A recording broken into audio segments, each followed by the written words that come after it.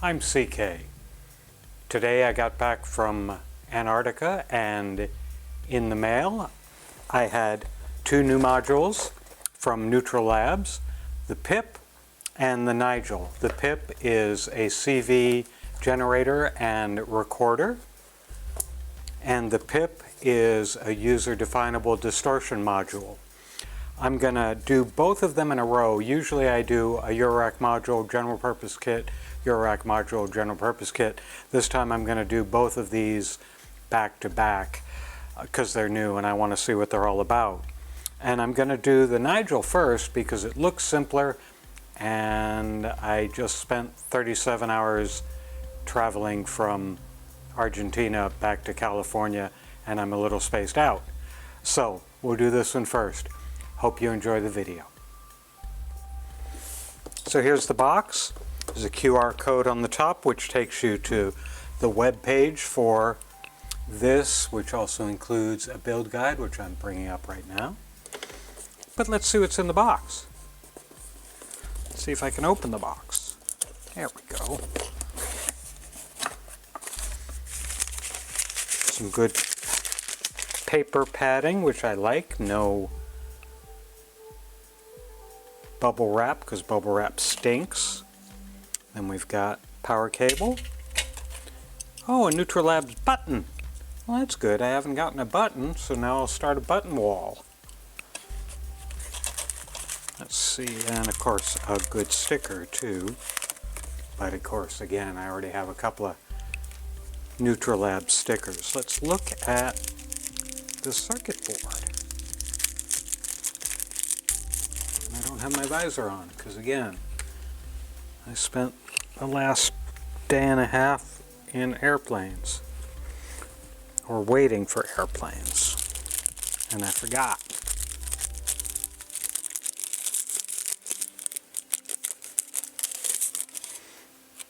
Here it is, Nijel. It's got two slots. You may recall from their other module, which name escapes me for a moment. I'll put a link in the bottom in the description.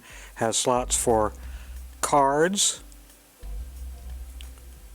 drive, in and out. Pretty straightforward.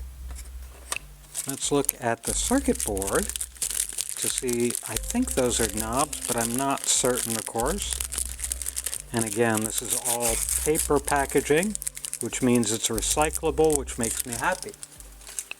And here we go. And it's got a lot of surface mount components, and they're already installed.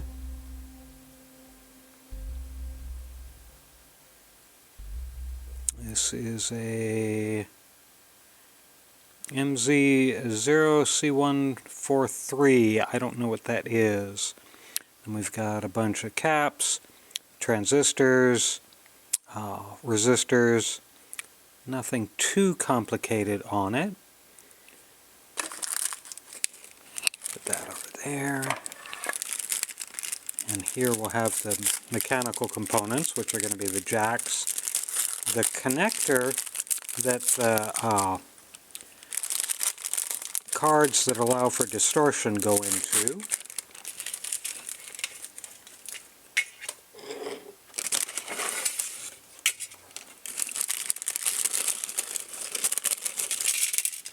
And there they are.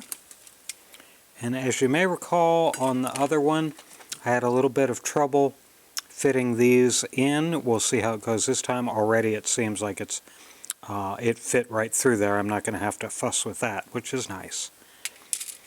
We've got some kind of knurlies. They're like knurlies, but they're not knurlies. Huh, interesting. Standard jacks. A knob, because there's only one knob. I guess the other drive is going to be CV in. And it's a all plastic knob. No locking lock screw, but that's okay. Power connector. And again, the two pin headers that we're going to put our distortion modules in, which are like in that other module, which I'm going to, hold on, I'm going to go, I have it right out here in the shop. I'll get the name of it. Of course, it was the Scrat. And these little bitty boards will contain some passive components.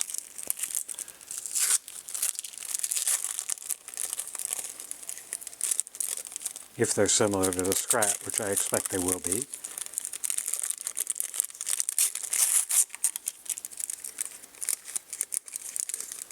Some little break-apart boards that have, as you can see again, some transistors, some resistors, and there's different ones on each one because they're going to set the distortion level by plugging these in. So this has got an almond, a pecan, an acorn, and a cashew. And you just snap them apart, and hopefully you snap them apart without breaking anything, which I'm going to try to do here, like so. And they will plug in here, and you can hot swap them to get different distortion sounds. So that sounds like it'll be fun. So that's all the components. Again, it's a pretty simple build, but it'll probably sound pretty good. So let me get all the soldering iron heated up, and we'll get this thing put together. And I apologize if the camera angles jump a little bit. I took both cameras down to Antarctica with me, so I'm getting them reconfigured in the shop, and I may not get them exactly right the first time. So what we're going to do, again, it's a very straightforward kit. It'll probably be an excellent first or second kit for anybody to build. We're going to start by putting the spacer on, which is a little bit unusual, but there's a very good reason why we're doing this. Next, we'll put the power header in. Now this is not a keyed power header, so it doesn't matter how you put it in. You just have to put the power cable on correctly once you've got everything together, and it's pretty straightforward. And we'll do one pin, see if it's flat, even though it really doesn't matter on this one, but it is flat. So we'll get all those pins soldered down. Actually, I think I'll wait just a second. I'm going to put everything in first because that's kind of the way I like to do stuff. Put the jacks in. Nope, never put the jacks in before the pot. So you always got to remember. And the pot has a little anti-rotation tab on it that will clip off because we don't need it on this panel.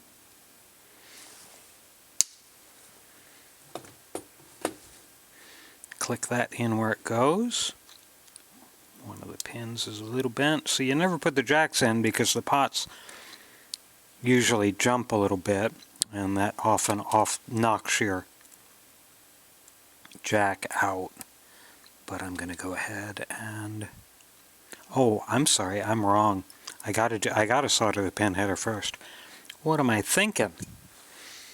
Because I'm going to be putting the panel on, and then I can't get to the pins on the power connector. So we'll just get that all done.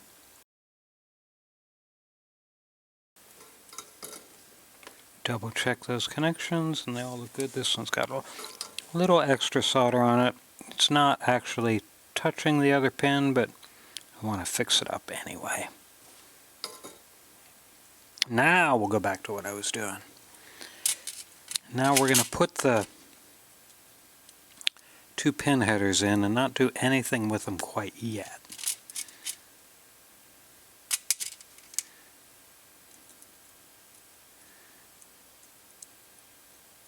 Just set them in their holes. Now, and again, this is slightly different than what he describes, but I think it works for me. So since the pot clips in to the circuit board, I can put the panel nut on that, and that will settle our distances. It'll get the jacks held in place. And the next thing I'm going to do is I'm going to push these pin headers up through, let me get my needle nose to do this a little more accurately. Push it through the front panel until it's flush. Doesn't really matter if it pokes a little bit further out than the front of the panel, but you don't want it to poke out behind. You don't want it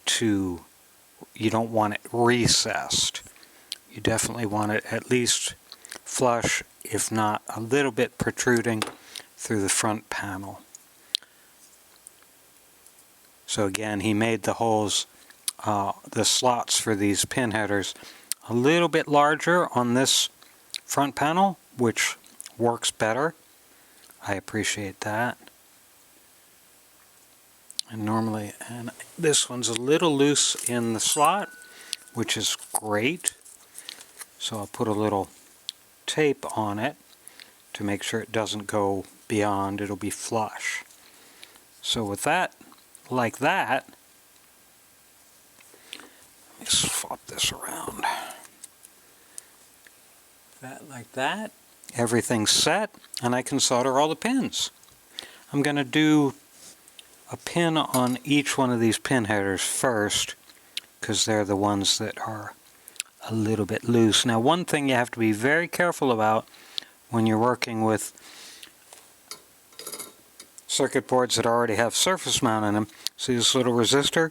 It's close. This resistor is close to the pin headers over here on the pot legs, surface mount resistors. These jacks, there are a couple of surface mount components close to them. Be real careful with your soldering iron, because you don't want to bang into one of those surface mount components with your hot soldering iron, because you could, number one, damage the component, which is the big issue, but number two is also, if you're not careful, you may dislodge, you may heat the solder up on the surface mount component, and it may slide off its pad while you're doing that, and you may not notice that you did it.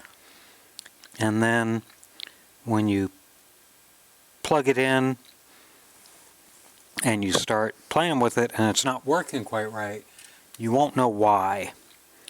So just use a lot of good soldering iron discipline when you're working on a board with surface mount components pre-installed.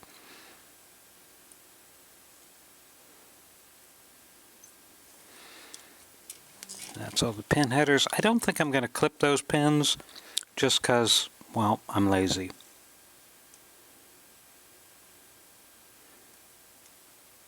And since it's on the back of the board and there's nothing behind the board, they're not going to interfere with anything. And again, watch your soldering iron here, because these little resistors are very, very close. I like to go like here in between two resistors, so just try and go vertical with your soldering iron. That's part of the reason why I use a 30-degree bent tip, so I can still get a good amount of surface area of the soldering iron tip onto the component, or the component leg, that is.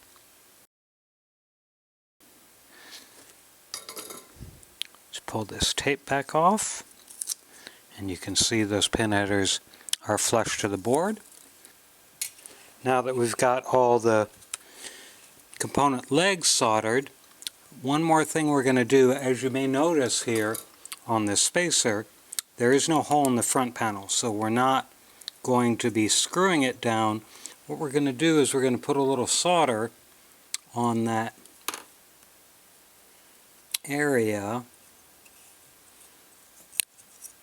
There's a brass, you might be able to see it on the faceplate, I should have shown it. There's a little brass circle on the front panel, and we're going to solder the brass spacer to that front panel.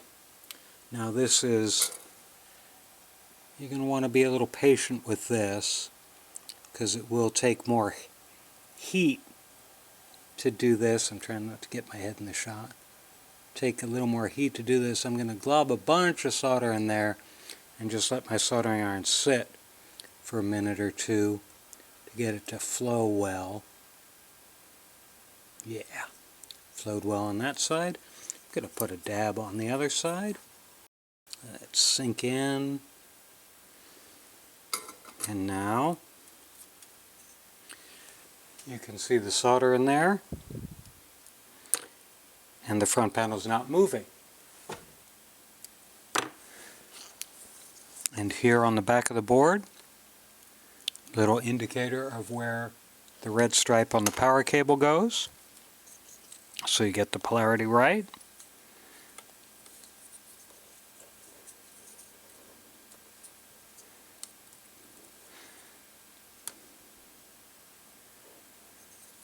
And that, my lads and lassies, is that. That's putting together the Nijel. There's the front, there's the side, the back, the other side, top, and bottom. Very quick build. It'll be a great first build if you've never built a eurorack module before. You'll have fun with that. And now we'll put it in the rack and see how it sounds. Okay, let's see how this thing sounds. Okay, let's see how this thing sounds. Now I've got it plugged into my sequencer. I've got nothing added.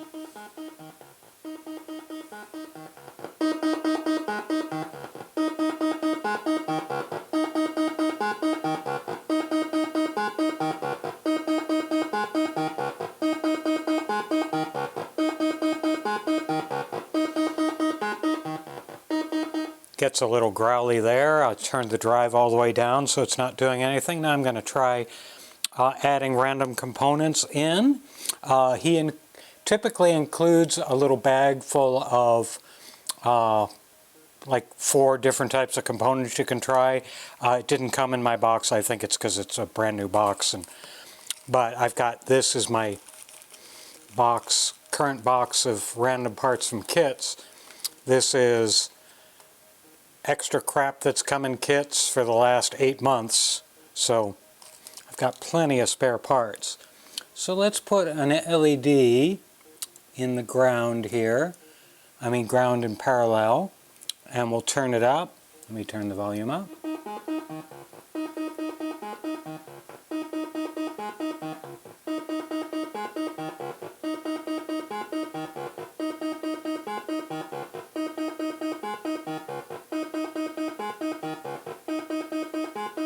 Hear a little more growliness.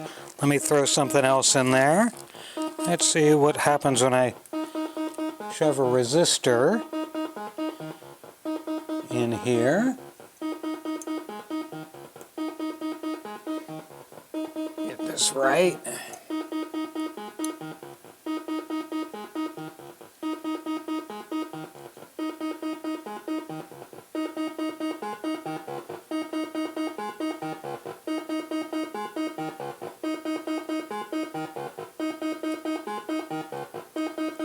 I'm going to slow the sequencer down a little.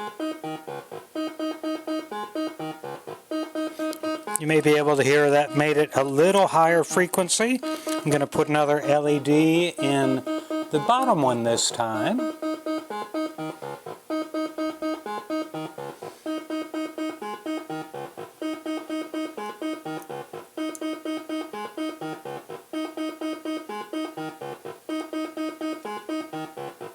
It's not working.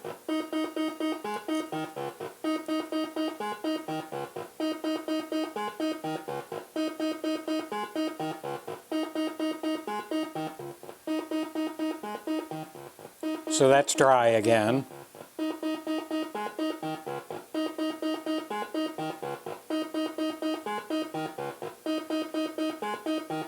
It's a little noisy. Turn this down, stop this for a second, and try and dig out a capacitor. Now he's very clear, as you can see right here, You don't want to put electrolytics in there unless you're very careful, because if you put them in backwards, it could be bad. So let me find a disc cap. What about this little 1/10 of a microfarad? I'm going to put it in here. Turn the volume up again.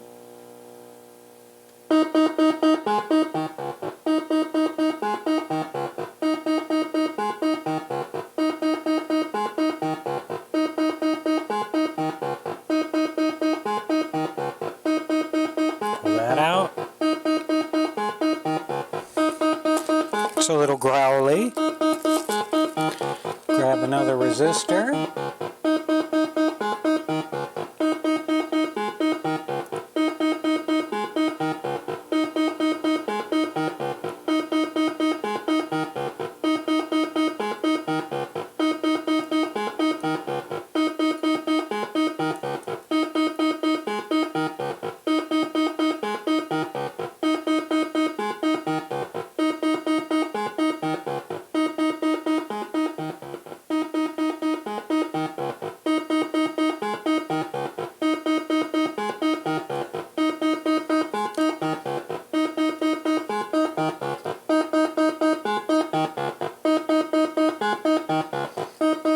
Go completely parallel now.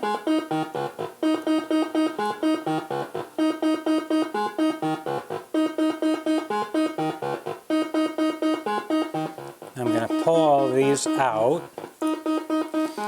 and take one of the presets. This is the Acorn.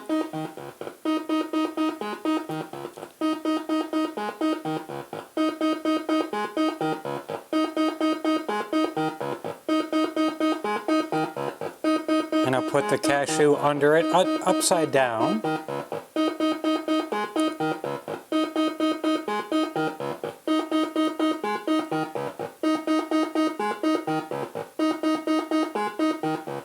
I'm going to do something else. I'm going to take my LFO and plug that into drive. Now this then controls the attenuation of the LFO signal.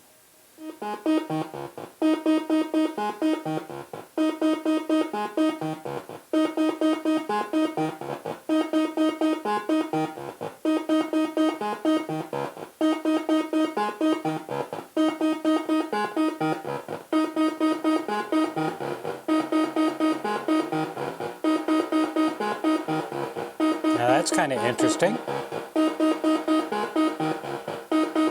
I'll back the CV mount off on that.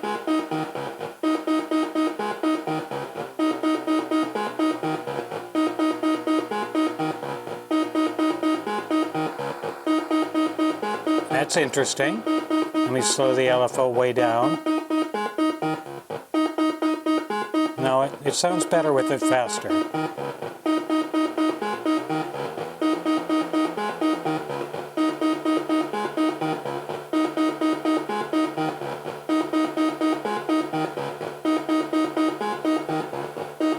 Let me swap a board out.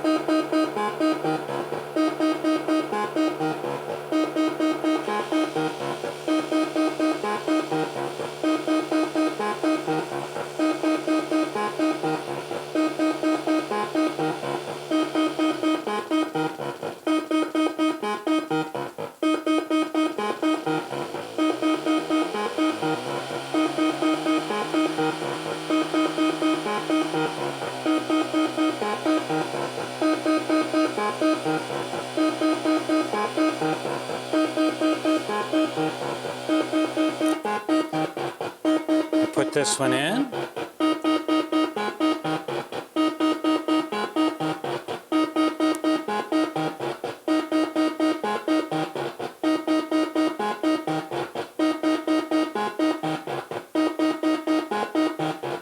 And flip this one around.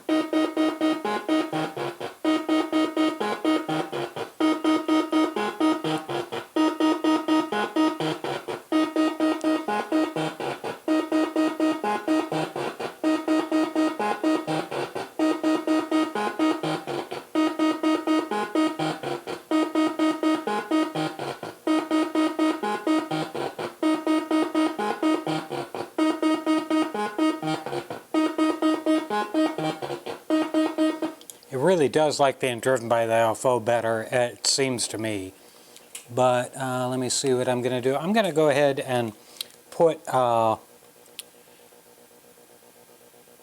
my drum module in here instead of the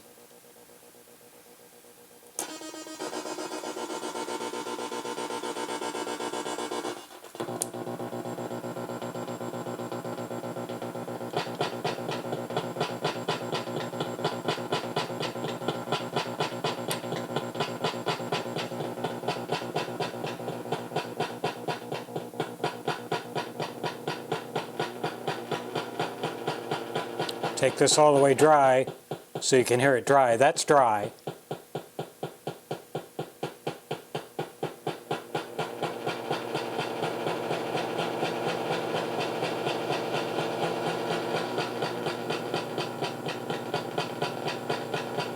Take this one out again. Put this one in.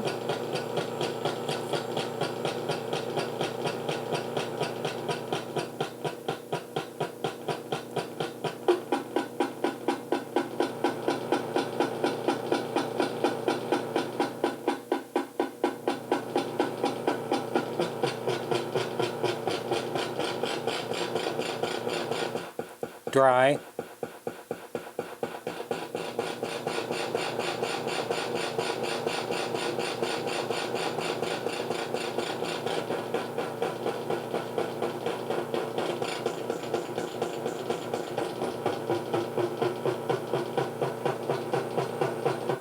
Dry.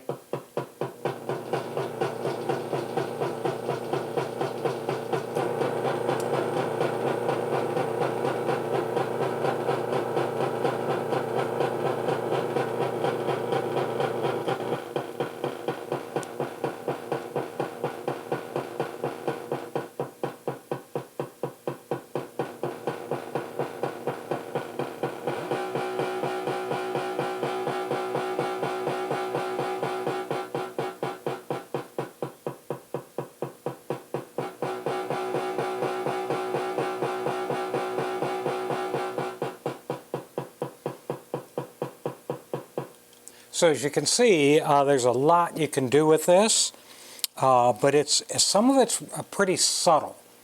So you want to try various components and set up your,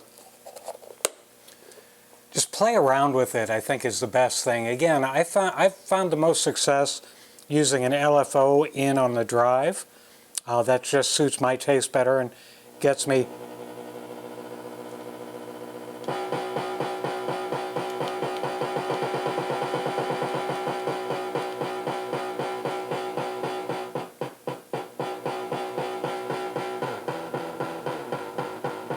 slowing the LFO down some.